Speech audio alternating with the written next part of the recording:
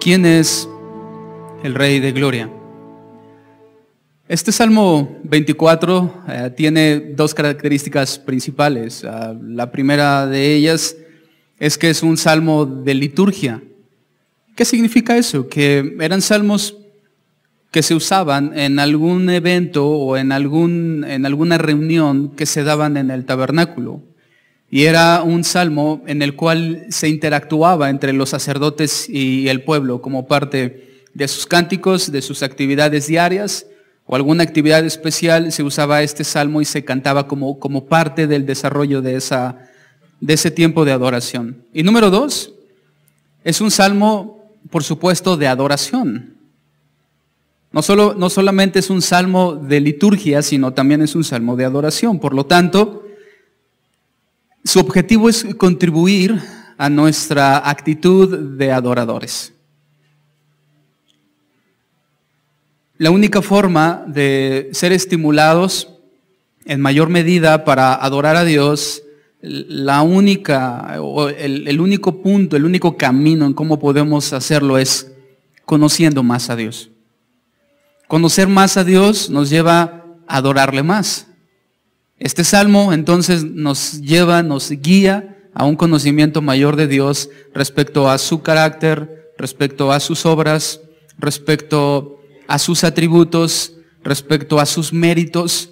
Por lo tanto, si en algún momento tú has considerado que tu adoración a Dios es deficiente o no suficiente, este salmo te va a ayudar a conocer más a Dios, a que Dios sea revelado de una forma mayor a tu corazón en la plenitud en la cual es Dios, y que eso te impulse irremediablemente a tener un corazón más adorador.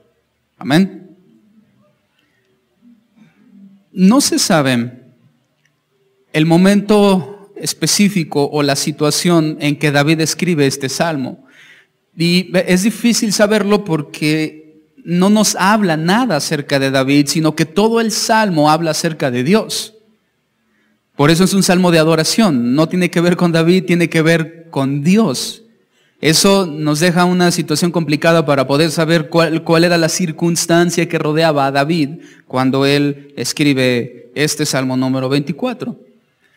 Bajo algunas tradiciones cristianas, a lo largo de la historia, al paso del tiempo, se ha llegado a creer que este Salmo 24 fue usado o fue escrito para aquel momento en el cual David trae de vuelta el arca de la alianza una vez que había sido robada. Cuando el arca la trae nuevamente a Jerusalén y la establece dentro del templo o dentro del tabernáculo, en su lugar permanente, se cree que este salmo fue el entonado cuando el arca cruzó y entró hacia Jerusalén.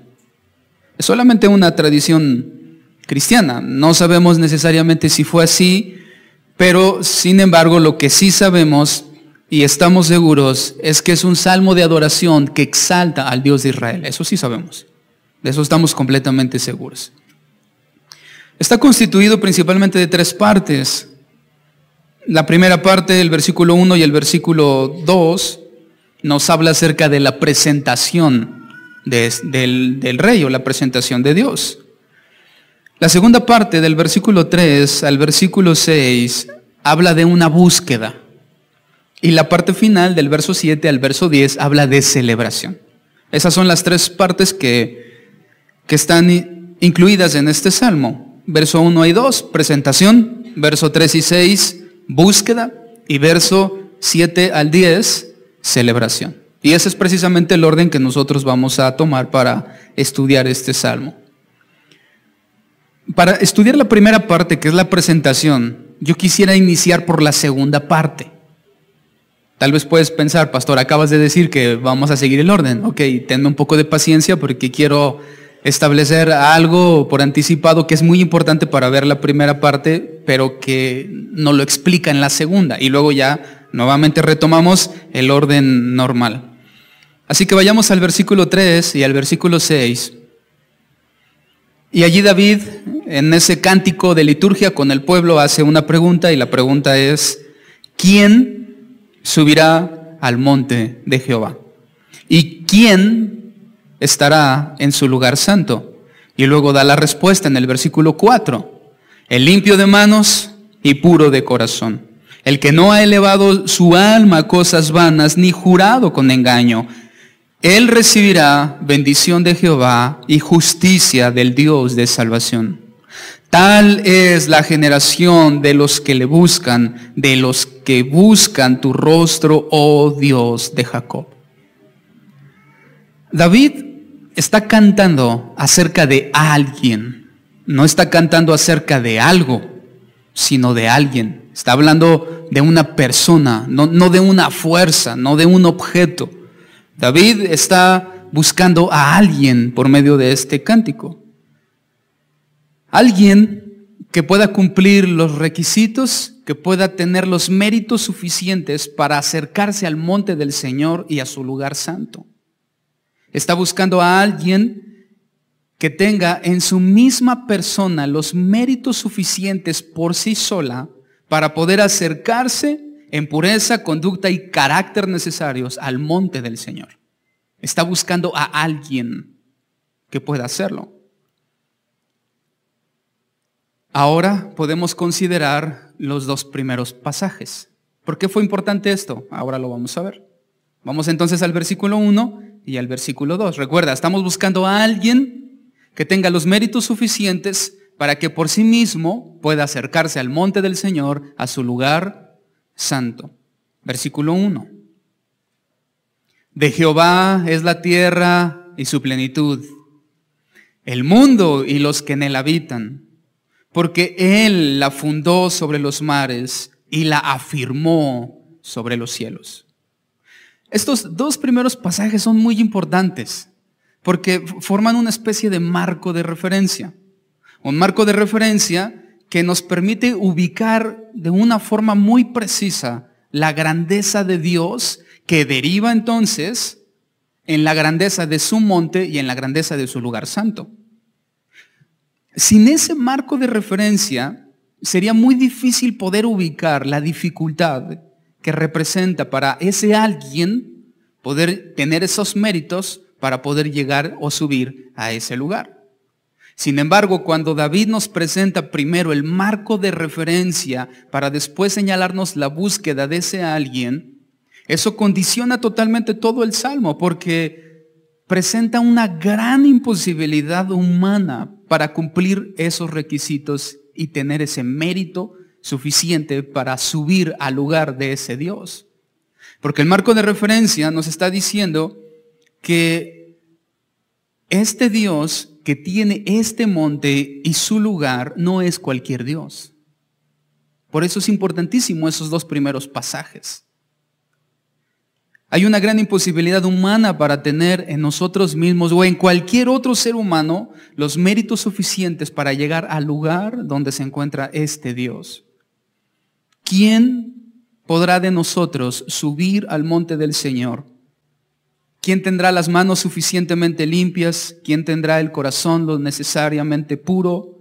¿Quién puede decir de sí mismo no haber sido nunca arrastrado detrás de la vanidad? ¿O quién puede asegurar de su propia vida haber cumplido siempre sus promesas y su palabra? Sin los dos versículos iniciales, el monte del Señor no tendría una dificultad para el ser humano, porque simplemente nos hablaría de un monte, de un lugar, de algunos requisitos de limpieza, de pureza, de actitud, de corazón, y hasta allí.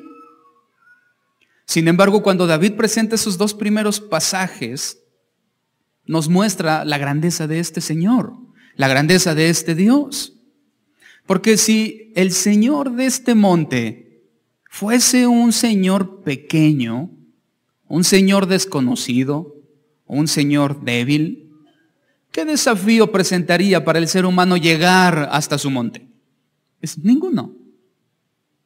Lo primero que David hace es mostrarnos la grandeza de ese Dios para luego entender que ninguno de nosotros tiene lo necesario para acercarse a Él.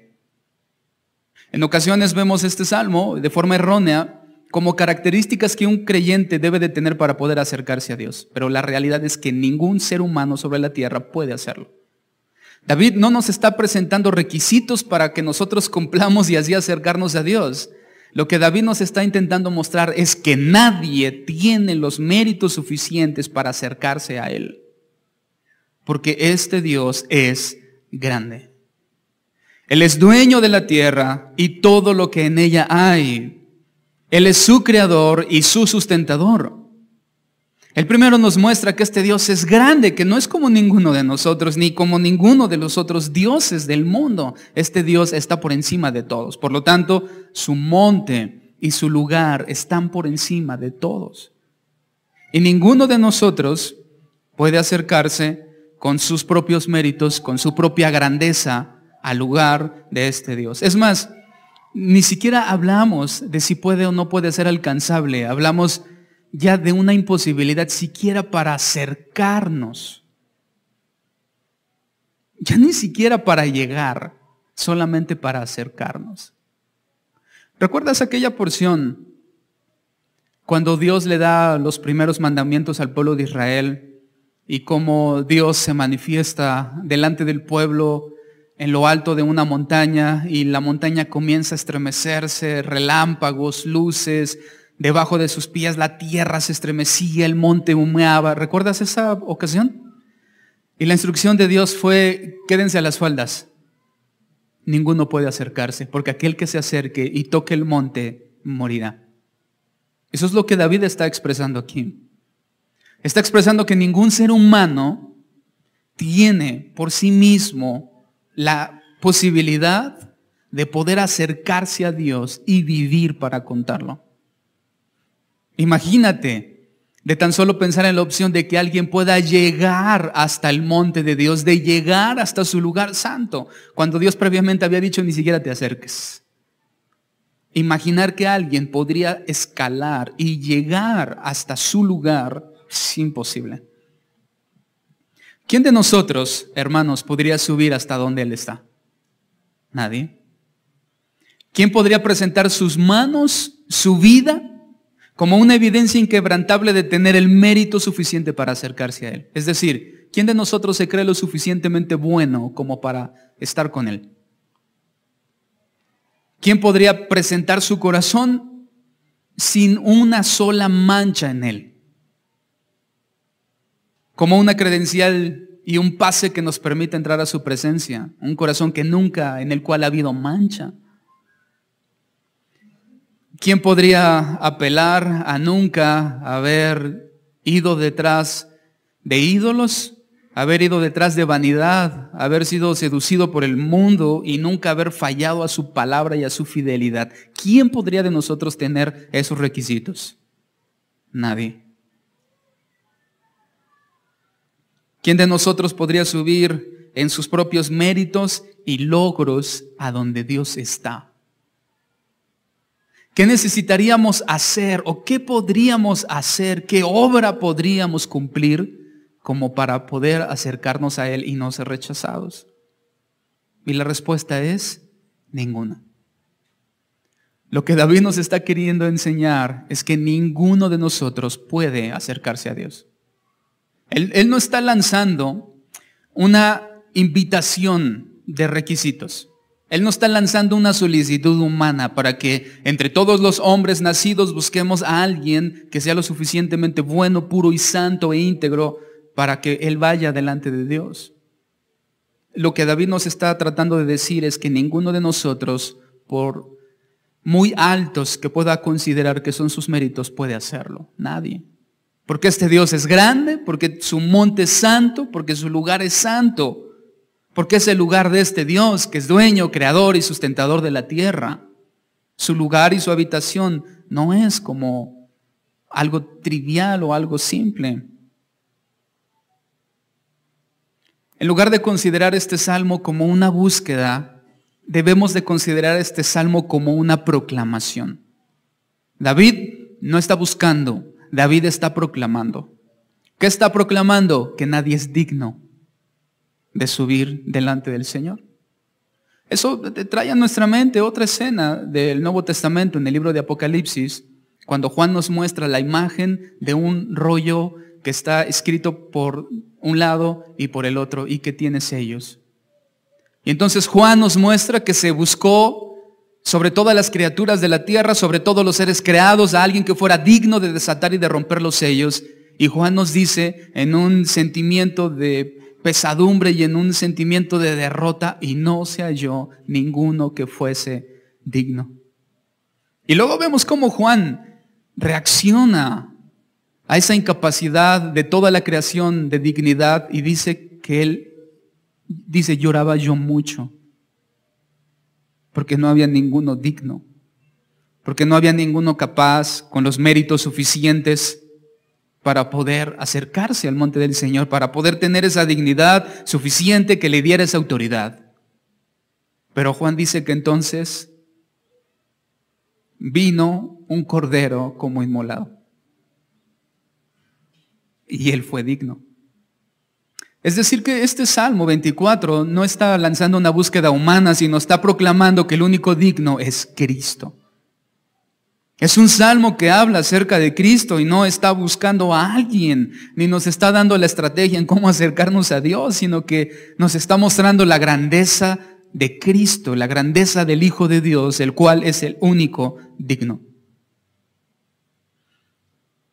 Pudiéramos tener la misma actitud de Juan, de llorar mucho, sabiendo que no hay ninguno de nosotros que pueda ser capaz, hasta que Jesucristo, nuestro gran Dios y Salvador, hace su aparición con sangre y sufrimiento para ser el único digno. El único digno de presentar sus manos limpias totalmente. Segunda de Corintios, capítulo 5, versículo 21, dice que al que no conoció pecado, por nosotros lo hizo pecado, para que nosotros fuésemos hechos justicia de Dios en él, al que no conoció pecado. ¿Quién es el único que tiene sus manos limpias sin haber nunca tocado pecado? Cristo. No está hablando de nosotros, está hablando de su Hijo. ¿Quién es el único que tiene y ha tenido un corazón absolutamente puro? Cristo. Hebreos capítulo 7, versículo 26.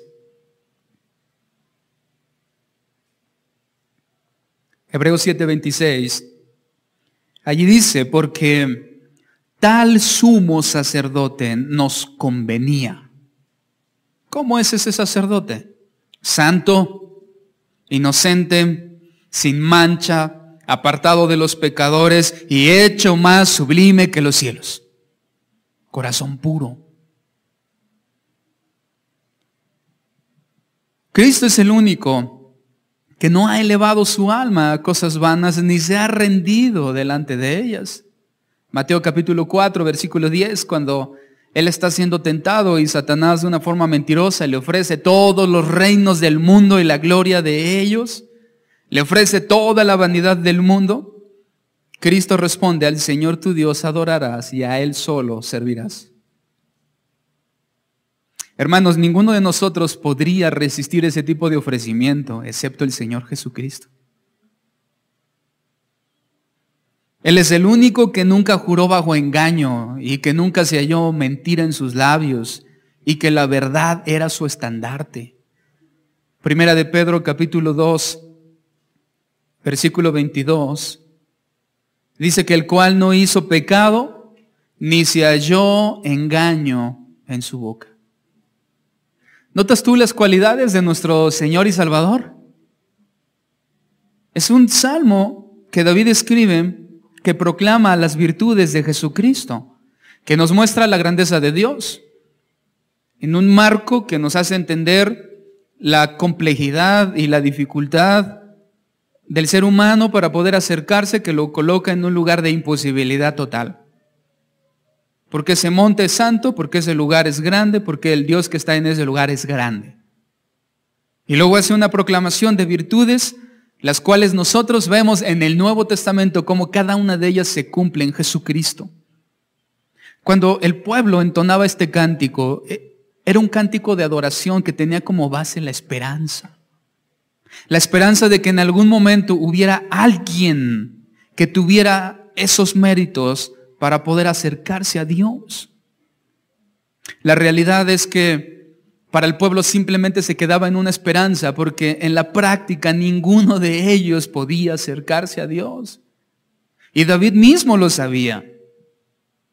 Si David, siendo conforme al corazón de Dios, él no tenía los méritos suficientes para acercarse a Dios. Porque si así fuera, él hubiera dicho esto de sí mismo, pero él no está hablando de él mismo.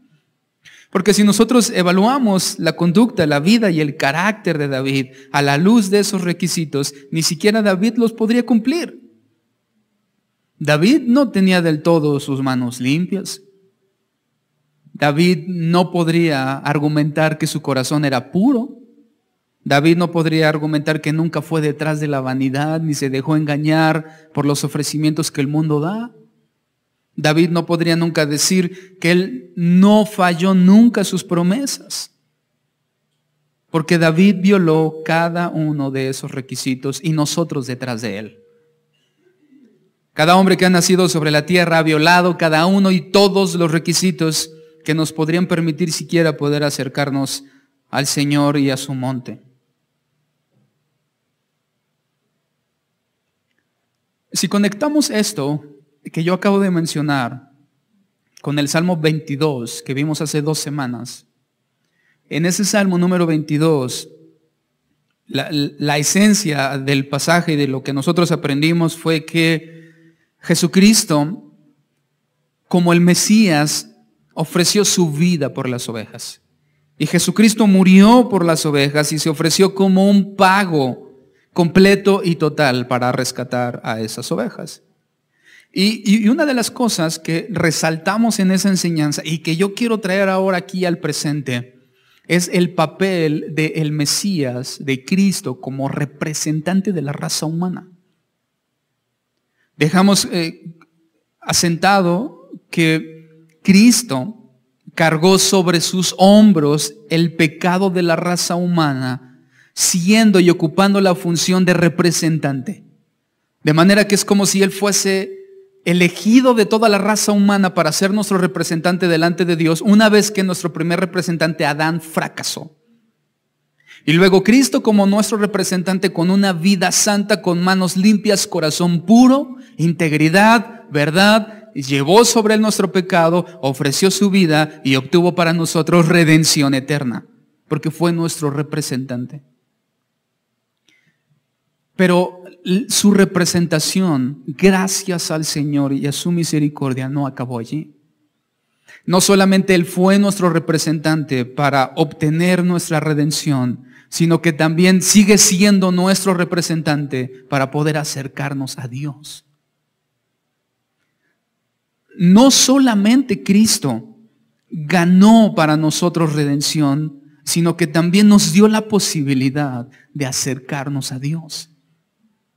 Sin Cristo, hermanos, nadie puede acercarse a Dios, nadie. Ningún hombre tiene méritos para acercarse a Dios. Nadie puede decir ser lo suficientemente bueno o no ser necesariamente tan malo como para que el día que esté delante de Dios presente sus méritos y pueda ser aprobado. Ninguno de nosotros lo sería, si no es que por aquel representante que tenemos y que su nombre es Jesucristo. Él nuevamente viene a ser nuestro representante para llevarnos, para acercarnos a la presencia de Dios, al monte de Dios, a su lugar santo. Cumpliendo Él, en Él mismo, por sus méritos, por sus obras, por su integridad, los requisitos necesarios, y una generación completa viene detrás de Él, pero Él es nuestro representante. De la misma forma que aquel uno que murió por todos, en esta ocasión tenemos aquel uno que llegó por todos. Porque todos pecamos y fuimos destituidos, todos. Por eso es que necesitamos un representante. Primero para pagar por nuestras obras, por nuestro pecado, y luego para poder llevarnos a Dios, acercarnos a Él, por su cuerpo, por su sangre. por su obra, por sus méritos.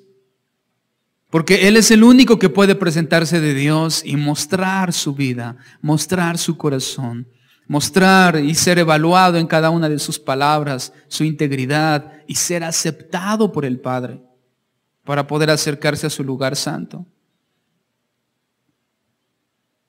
Efesios capítulo 4, versículo 7, nos dice una gran verdad que podemos conectar con todo lo que hemos dicho anteriormente.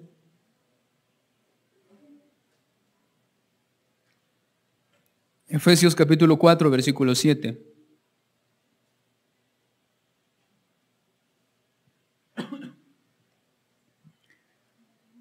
Pero cada uno de nosotros fue dada la gracia conforme a la medida del don de Cristo.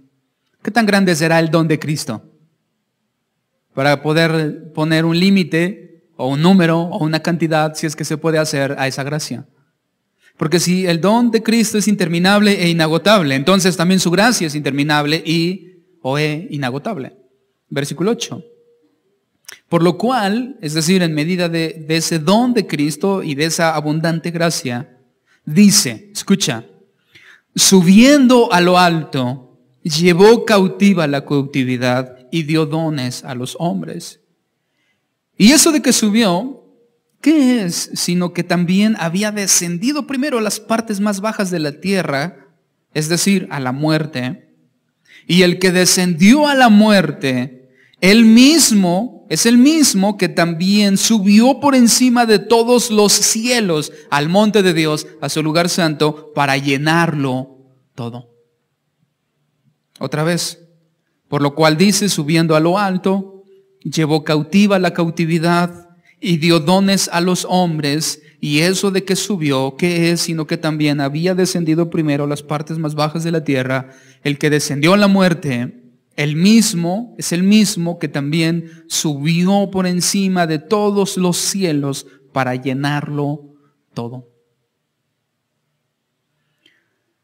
Él subió al monte de Dios como un representante nuestro, para abrir delante de nosotros una puerta que no puede cerrarse, una esperanza de perdón y vida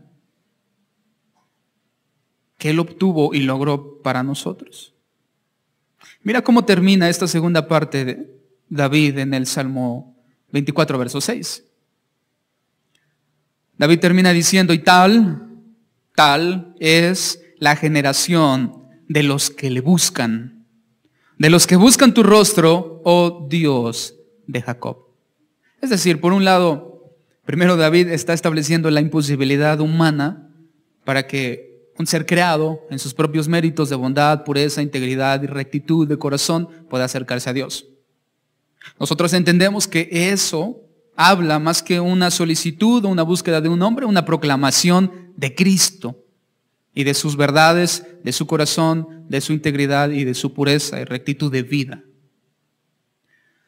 Una vez que entendemos eso, podríamos de forma equivocada también quedarnos en el simple hecho de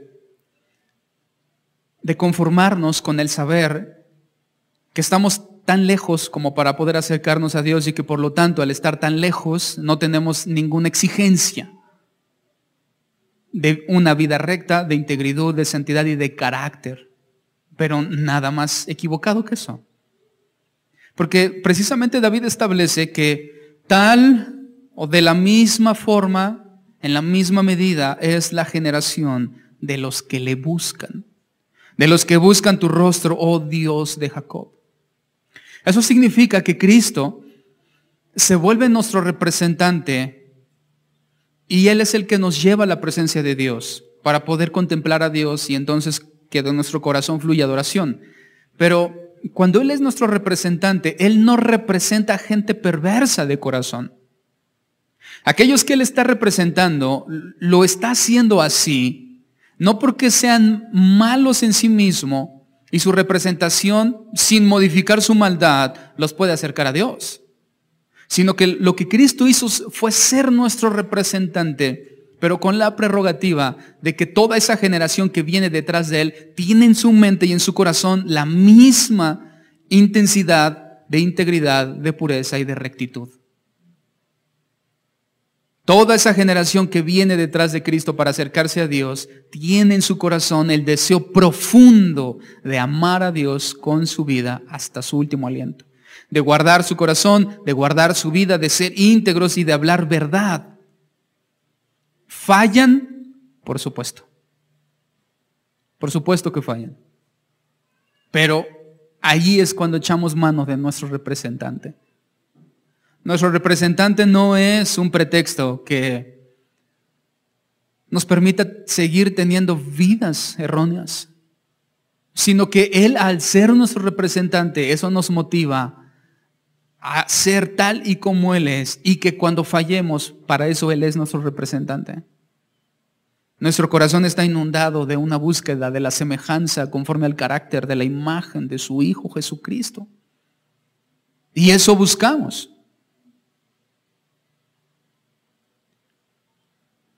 La única forma de alcanzar los requisitos de pureza, corazón y carácter que Dios demanda de nosotros para estar en el lugar santo es que puedan ser cumplidos por Jesucristo. Es por sus méritos y no por nosotros. Por su corazón, por su vida, por su integridad y no por la nuestra que alcanzamos salvación.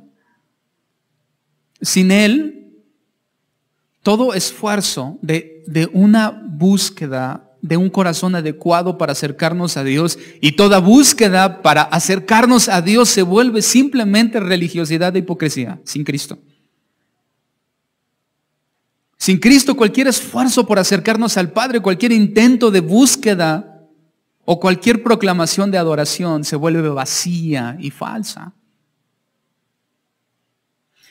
Sin en cambio, todo eso toma valor cuando lo hacemos por medio del Hijo.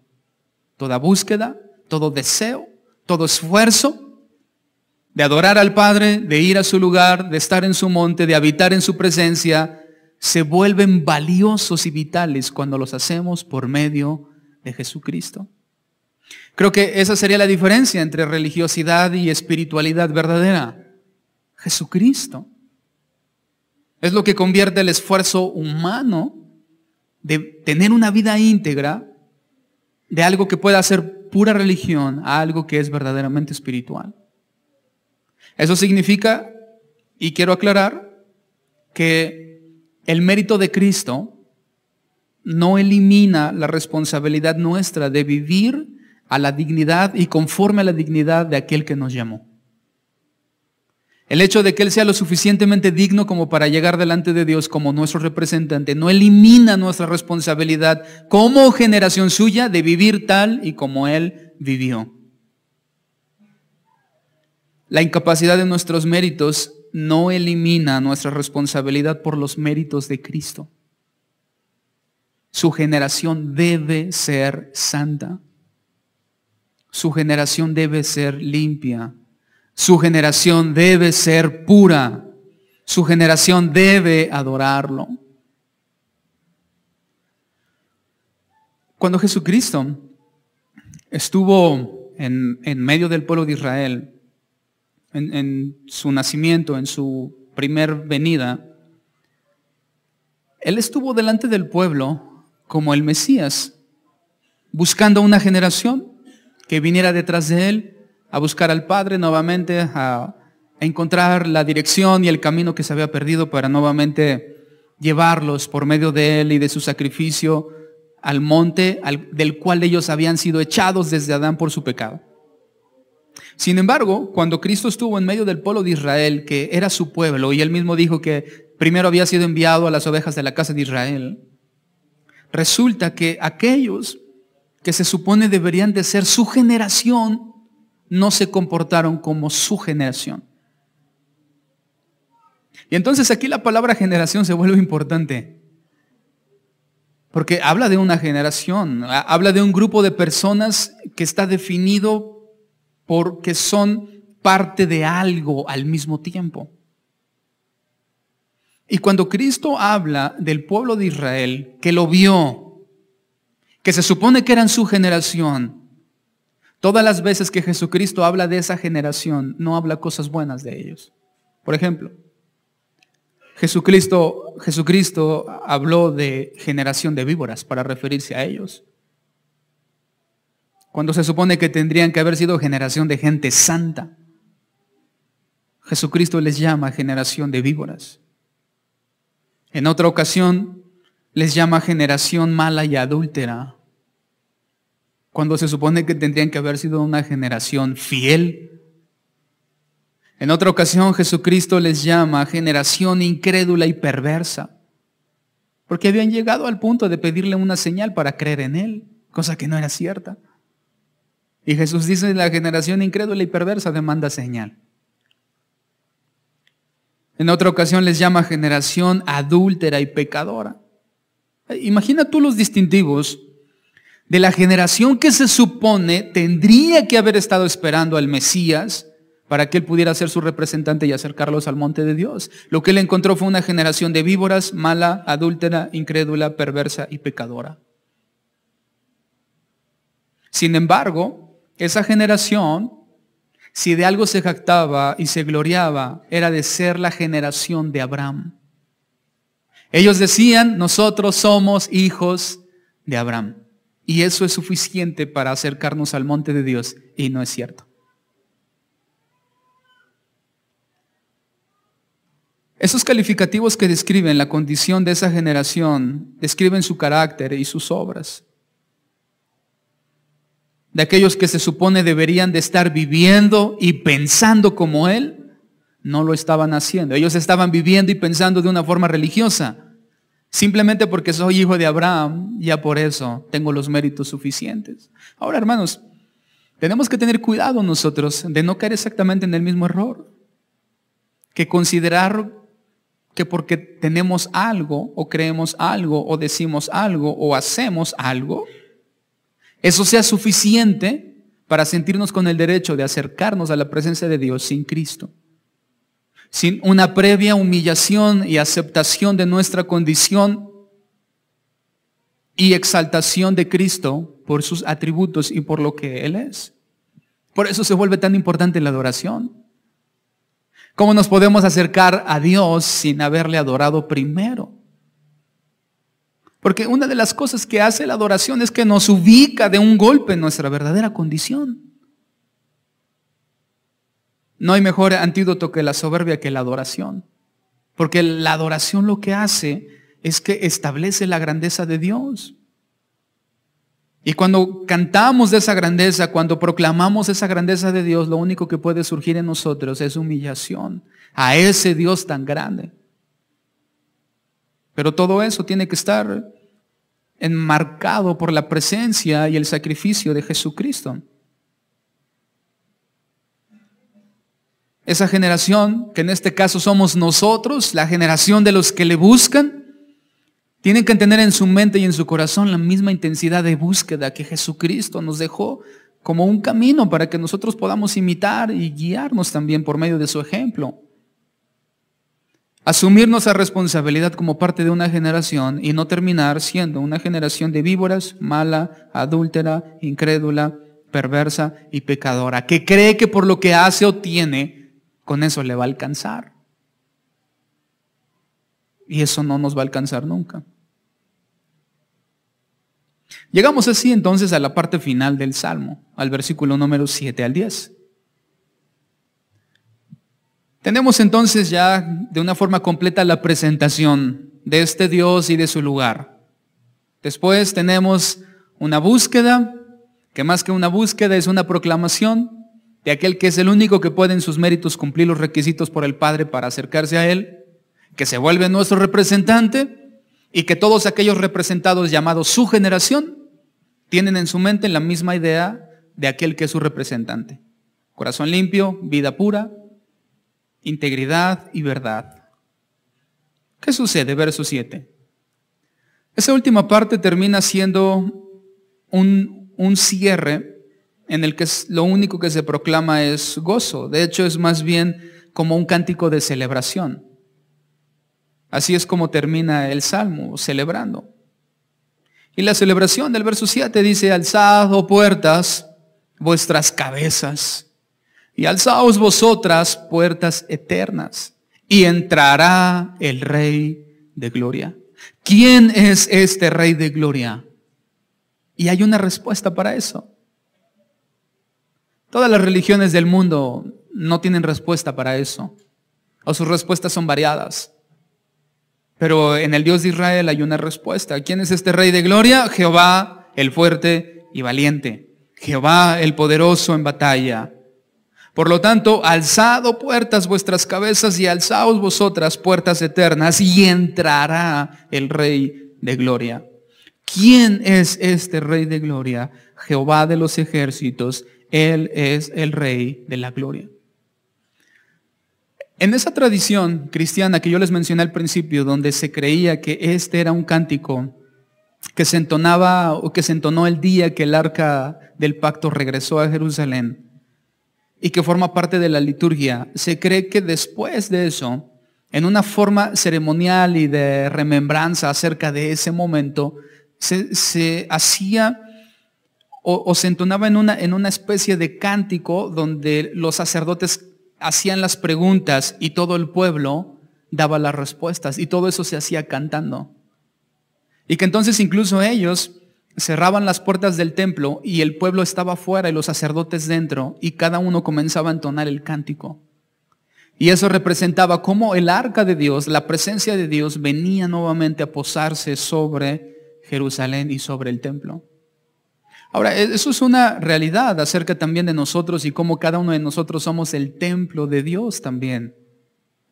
Y cómo la presencia de Dios por medio de su Hijo Jesucristo viene a ser morada en el creyente, viviendo dentro de nosotros.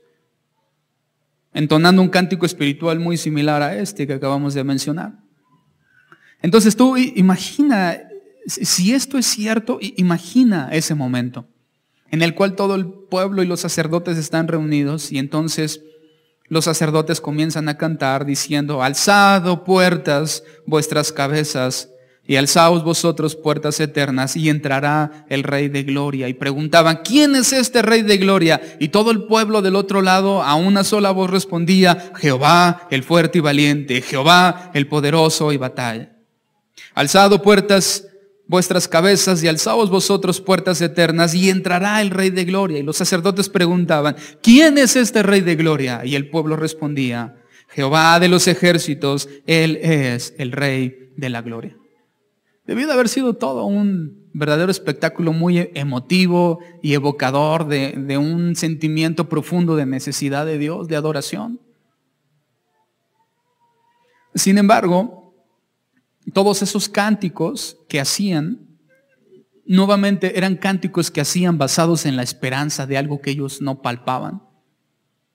Para nosotros debería ser totalmente diferente, porque podríamos entender el mismo cántico sabiendo quién es ese Rey de gloria y sabiendo además, por medio del Nuevo Testamento, de aquellos que vieron a ese Rey de gloria y qué fue lo que ese Rey de gloria dijo y qué fue lo que ese Rey de gloria hizo. Sin duda, David, por otro lado, como rey, era un cántico o era una costumbre que cuando el rey regresaba después de una guerra y después de haber ganado esa guerra, todo el pueblo lo esperaba con gran ímpetu, con gran celebración, con gran gozo, porque ese rey glorioso en un contexto humano, de haber obtenido la victoria, regresaba nuevamente a su pueblo. Y cuando él regresaba, todo el pueblo lo esperaba con las puertas abiertas, porque era un rey glorioso en un contexto humano. Sin en cambio, y sabemos que David muchísimas veces, él regresó en esa procesión, en ese desfile, después de haber obtenido la victoria, y que el pueblo lo recibió con las puertas abiertas después de haber sido victorioso. Sin embargo, David no está hablando de él no está diciendo que él mismo es Rey de gloria. Porque David no está comparando su gloria con la gloria eterna de Dios, sino que él está hablando de una forma profética acerca de Cristo. Y lo sabemos porque David tuvo especial cuidado en establecer la diferencia entre este rey glorioso y cualquier otro rey glorioso humano. Porque de él, número uno, le llama Rey de Gloria. Luego le llama fuerte y valiente. Luego le llama poderoso en batalla. Y luego habla de puertas eternas. Entonces David tiene especial cuidado de que nosotros no malinterpretemos creyendo que está hablando de los logros de él como rey, sino que él está estableciendo una diferencia entre el logro de cualquier rey humano y el logro que Jesucristo como rey obtuvo por nosotros. La afirmación de alzad puertas y entrará el Rey de Gloria alude precisamente a esa entrada triunfal que el rey de Israel tenía cuando vencía o cuando obtenía la victoria. Por supuesto, y en donde la mayoría de intérpretes coincide, es que esa última parte describe proféticamente lo que sucedió cuando Cristo ascendió después de haber obtenido la victoria sobre la muerte con su resurrección. Nos están describiendo una escena celestial de cómo Cristo fue recibido en los cielos, porque Él descendió para humillarse, pero cuando Él asciende, lo es para glorificarse. Y de una forma poética y profética se nos está describiendo la celebración que Cristo obtuvo por sus méritos en los cielos cuando la eternidad y el monte de Dios se abrió para recibir a aquel que había obtenido la victoria en la cruz por todos nosotros. Los cielos se están abriendo para recibir a este Rey glorioso, a este Rey majestuoso. Y todo a su alrededor entonces es gozo para recibir a este Jesucristo, Rey de Gloria, fuerte, valiente, poderoso en batalla, y que las puertas eternas se abren para recibirlo. Esta conclusión lleva al pueblo entonces a un tiempo de regocijo, a un tiempo de verdad, a un tiempo en el cual Dios, recibiendo a su Hijo, después de Él haber salido victorioso. Recibimos entonces nosotros el gozo y entendemos el gozo, producto de ver y de recibir la obra que Jesucristo ha hecho por cada uno de nosotros. De manera que lo que Él deja en una estela de misericordia y gracia para nuestra vida es algo que nos permite entonces tomar gozo en su victoria y que nosotros podamos tener también una vida entonces en gozo, teniendo porciones como estas que nos muestran, hermanos, el gozo que nos espera. Y del gozo del cual cada uno de nosotros, su generación, será partícipe el día que el Señor abra las puertas para que su generación que viene detrás de Él sea recibida. Así que el gozo que fue provocado por la victoria de Cristo es el mismo gozo que nos espera a nosotros. De manera que en esta tierra lo único que nos queda es vivir por Él, vivir para Él y vivir en Él. Él es el Rey de la Gloria y nosotros somos su generación de vidas limpias, de corazones santos, de integridad y de verdad. ¿Quién es ese Rey de Gloria? Jesucristo, nuestro Señor y Salvador.